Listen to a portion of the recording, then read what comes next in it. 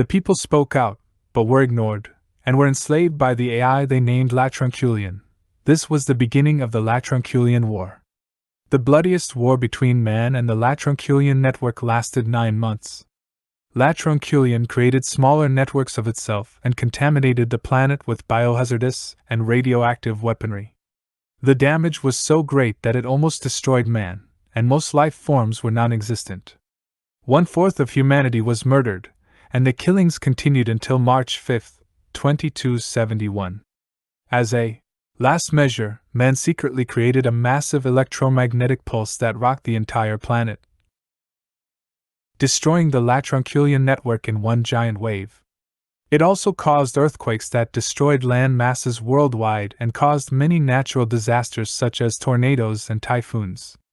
Akelamalek's prophecy was fulfilled, and soon after, the Latronculian network was redesigned, reprogrammed, and renamed Xerians, but it faced much opposition.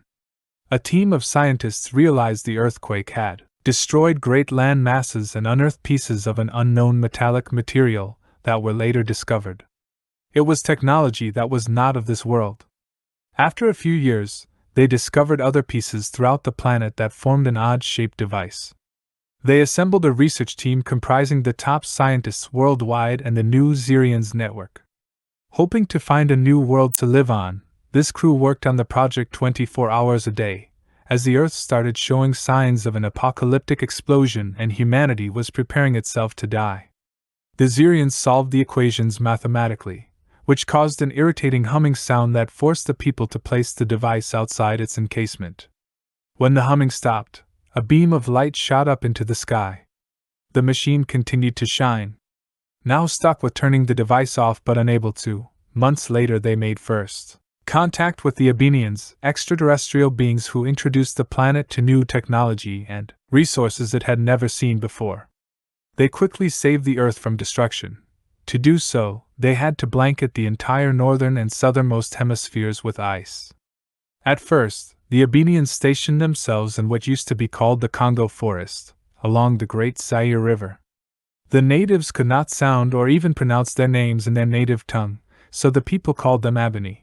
This is where they got their name from, which roughly means, "We asked for her, and behold, we got her." However, shortly after arriving, a great uprising that caused civil unrest between the Abenians and the people of the Congo Forest called the Great Congo Impression.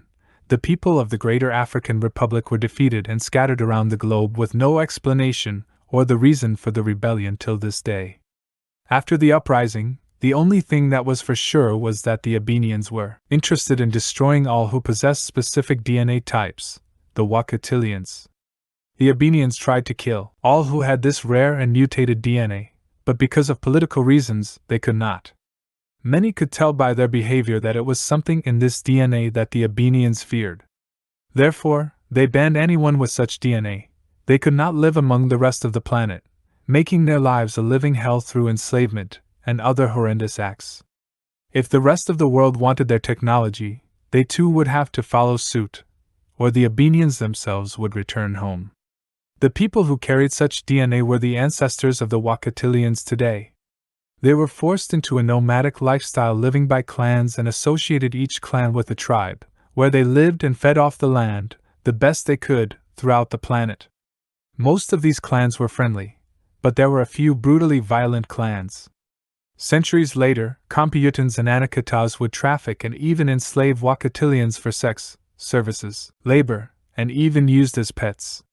The Wakatilians lived a life of secrecy, and their life history was handed down from generation to generation according to their clan.